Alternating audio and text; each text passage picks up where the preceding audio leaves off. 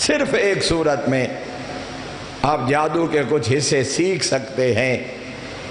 جن کا مقصد یہ ہو کہ میں مظلوموں کا سہارا بنوں، ان لوگوں کی مدد کروں جو جادو کا شکار ہو چکے ہیں، تاکہ ان سے جادو کے اثرات کو ختم کیا جائے۔ کیونکہ نہ جنات کے وجود میں کوئی شک ہے، نہ جادو کے ہونے میں کوئی شک ہے۔ جادو علم ہے، مگر شریعت کہتی ہے لوگوں کو نقصان پہنچانے کے لیے اس کا پڑھنا بھی حرام ہے، پڑھانا بھی حرام ہے، اور اس سے اجرت کمانا بھی حرام ہے۔ ایک سوال پیدا ہو سکتا ہے کہ پھر اللہ نے علم بڑھایا کیوں ہے؟ علم تو ہے، اگر جادو سکھنا سکھاونا اور اس کے ذریعے روزی کماونا، میاں بیوی دی لڑائی کراونا، خاندان نو ختم کرنا، اگر یہ حرام ہے اللہ نے علم بڑھایا کیوں ہے؟ میرے محترم یہ مطلب تے ہے کہ وقت بندہ زنا کر کے آکھ سکتا ہے کہ اللہ عورت خلق کیوں کیتی ہے؟ اللہ نے عورت انہوں خلق کر کے او دا مقام و مرتبہ بنائے، اے محرم ہے، اے غیر محرم ہے، اے ماں ہے، اے بہن ہے، اے بیوی ہے، اے بیٹی ہے، اے رشتہ دار ہے، اے خالہ ہے، اے چچی ہے۔ ہر مستور نال تیرا تعلق شریعت نے جائز قرار نہیں دیتا، تب جائز ہے جب تقاضے شریعت کو پورا کیا جائے۔ ہر چیز جو اللہ نے وجود پیدا کیا، ورنہ تو ذبح کرنے والا کہہ دے اللہ نے لوہا بھیجا کیوں تھا، چھری بنی کیوں تھی، تلوار آئی کیوں تھی، فائر مارنے والا کہہ سکتا ہے اللہ نے بندے کو یہ عقل دی کیوں تھی کہ اسلحہ بنائے، جہاں چھری دے کے کہا ہے کہ تو اس کو غیر شرعی طریقے سے استعمال نہیں کر سکتا، جب عورت خلق کر کے کہا ہر عورت تیرے لیے حلال اور جائز نہیں ہے، ویسے ہی جادو کو بھی خلق کر کے انسان کا امتحان لیا ہے۔ میرا عبد بن کے زندگی گزارتا ہے یا سرکشی کرتا ہے؟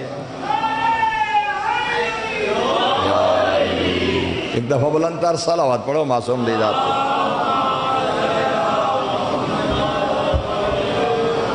حتیٰ کہ حجت خدا نے یہاں تک فرمایا، تمام علماء شیعہ امامیہ دا اتفاق ہے کہ ایسے موکل تیار کرنا، مسخر کرنا اور ایسے چلے کاٹنا جس کے ذریعے جنات مسخر ہو جائیں، ملائکہ مسخر ہو جائیں اور جنات مسخر ہو جائیں، اور پھر اس کے ذریعے روزی کمانا، یہ شریعت مقدسہ نے حرام قرار دیا ہے۔ فقہ جعفریہ میں حتیٰ کہ معصوم نے فرمایا، جو شہید اول دا جملہ ہے وَمِنَ السِّحْرِ الْاِسْتِخْدَامُ لِلْمَلَائِكَةِ وَالْجِنِّ فَعَمَلُ هَذَا كُلِّهِ حَرَامٌ وَالتَّقْسُبُ بِهِ حرام۔ فرمایا اس کو سیکھنا حرام ہے، اس پہ عمل کرنا حرام ہے، اس کے ذریعے پیسہ کمانا حرام ہے۔ ثم قال وَيُقْتَلُ مُسْتَحِلُّهُ، اور ایسا بندہ جو جادو کر کے لوگوں کا امن برباد کرے، بھائیوں میں لڑائیاں ڈلوائے، لوگوں کی زندگیاں برباد کرے، اگر کوئی شخص اس جادو کرنے والے کو قتل کر دے تو شریعت نے حلال قرار دیا ہے، اس لیے کہ وہ واجب القتل ہو جاتا ہے جو اللہ کی کائنات میں ان کی زندگیوں کو برباد کر رہا ہو۔ حتیٰ کہ فرمایا اسے جائز جاننے والا اور اس پہ عمل کرنے والا واجب القتل ہے۔ دوسرے مقام تے فرمایا ما لفظه او علی سبیل الاستعانت بالارواح الساذجہ والکل حرام فی شریعت الاسلام ومستحلہ کافرون۔ اے گل ذرا غور نہ سننا، چلے کاٹ کے جنات اور ملائکہ کو مسخر کرنا اور جادو سیکھنا اور پھر اس پہ عمل کرنے کو حلال سمجھنے والا کافر ہے۔ جادو کے عمل کو سیکھنے والا، اور میں عرض کیتی ہے سکھ کو ایک جگہ تے صرف اجازت ہے کہ وہ کم از کم اتنا جادو سیکھ لے، یا اگر کسی میں صلاحیت ہے تو عمل اس لیے سیکھے کہ جادو کے اثر زدہ لوگوں کا سہارا بنے، روزی کمانے کے لیے نہیں، اس کو جائز سمجھتے ہوئے نہیں، لوگوں کو نقصان پہنچانے کے لیے نہیں۔ اور تیسرا جملہ میرے محترم سامعین، پھر شرح لوما دے وچ جملہ موجود ہے، فرمایا فی اعداد اقسام السحر و استخدام الجن والملائکۃ و استنزال الشیاطین فی کشف الغائبات فتعلم ذالک کلہ وتعلیمہ حرام۔ یہ چلے کاٹنا، جنات اور موکل اور فرشتوں کو اور جنوں کو مسخر کرنا، فرمایا اس کا سیکھنا حرام ہے، اس کا سکھانا حرام ہے۔ وَالتَّكَسُّبُ بِهِ سُحْتٌ، اور فرمایا اس عمل کے ذریعے پیسہ کمانے والا جو ہے اس کا رزق بھی حرام ہے۔ وَيُقْتَلُ مُسْتَحِلُّهُ، اور جو اس کو حلال جانے اس کا خون اللہ نے مباح قرار دیا ہے۔ میرے محترم سامعین، ہم کہاں کھڑے ہیں؟ ہماری حالت کیا ہے؟ کتنے لوگ ہیں جنہاں دی روٹی روزی دا ذریعہ ہی جادو،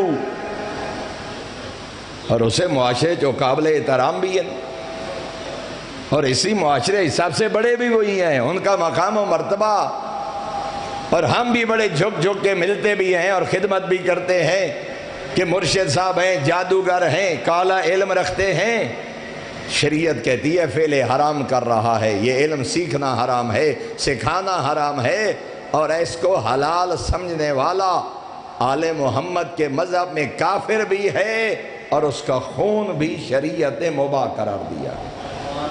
اس لیے فرمایا اگر قرآن پڑھو، اگر ذکر کرو تو آخرت کے لیے کرو، درجات کی بلندی کے لیے کرو، ہدایت کے لیے کرو۔ حتیٰ کہ میرے آقا نے اتنا فرمایا من تعلم القرآن للدنیا، پیغمبر اعظم دی حدیث ہے، عبداللہ ابن مسعود نے میرے آقا فرما رہے ہیں من تعلم القرآن للدنیا وزینتہا حرم اللہ علیہ الجنہ، فرمایا جو قرآن اس لیے پڑھے تاکہ دنیا کماؤں اور اس کے لیے زیب و زینت اختیار کروں، اللہ نے اس شخص پہ جنت کو حرام قرار دیا ہے۔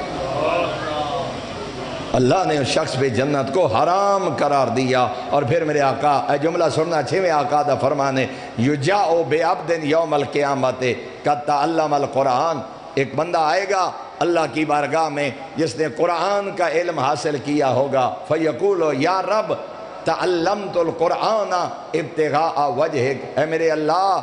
میں نے قرآن تیری رضا کے لیے سیکھا تھا، میں قرآن کا عالم بنا تھا، میں قرآن کا قاری بنا تھا، میں قرآن کا معلم بنا تھا، میں قرآن کا حافظ بنا تھا تاکہ تو خدا راضی ہو جائے، اے میرے اللہ مجھے اب اس کا اجر عطا فرما۔ فیقال لہو، خدا اس کو کیا جواب دے گا؟ بل تعلمت لیقال ما احسن صوت فلان، فرمایا تو نے قرآن میرے لیے نہیں پڑھا تھا، تو نے تو قرآن اس لیے پڑھا تھا کہ بندے کہیں کتنا پیارا قاری ہے، بندے کہیں کتنا بڑا عالم ہے، تاکہ اس کے ذریعے تو دنیا کمائے، تعلی کرے، تکبر کرے۔ حجت خدا نے فرمایا اذهبوا به الى النار، بحار الانوار کی حدیث ہے، کتاب الزہد میں حدیث ہے، 2 کتابیں، اور چھٹے امام کا فرمان ہے جس نے دنیا کے لیے قرآن پڑھا تھا، لوگوں پر روب ڈالنے کے لیے پڑھا تھا کہ لوگ مجھے قاری کہیں، لوگ مجھے عالم کہیں، لوگوں میں تکبر کروں، کہا جائے گا چلا جا جہنم، جن کے لیے پڑھا تھا آجر بھی ان سے مانگ، اگر میرے لیے پڑھا تھا تو میں رحمان تجھے آجر دیتا۔ کوئی توجہ فرمائیے جناب نے۔ پھر محترم سامعین، دین اسلام بڑا ستھرا جہا دین ہے، بڑا صاف ستھرا جہا دین۔ اللہ انسان نو اتنی تکلیف دیندہ ہی نہیں جڑی وہ برداشت نہ کر سکے۔ ہم خود پتہ نہیں کن چکروں میں پڑ گئے ہیں،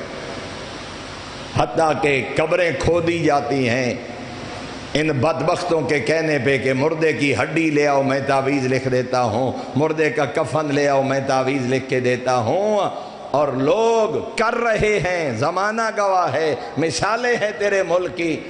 کہ قبریں کھودی جاتی ہیں، مردوں کا کفن نکالا جاتا ہے اور مردوں کی ہڈیاں لائی جاتی ہیں تاکہ ان لوگوں سے میں تعویذ لکھواؤں۔ اور شریعت کہتی ہے جس کام کی بنیادی فعل حرام پہ ہو اس سے خیر کی توقع کیسے کی جا سکتی ہے؟ اور میں اتنا آدارانہ جہندے کول مشہد مقدس ہوئے، جہندے کول کربلا ہوئے، جہندے کول قازمین ہوئے، جہندے کول نجف ہوئے، جہندے کول جنت البقیع ہوئے، جہندے کول سامرہ ہوئے، انہوں کسے جاہل دے دربار تے سجدے کرن دی ضرورت نہیں۔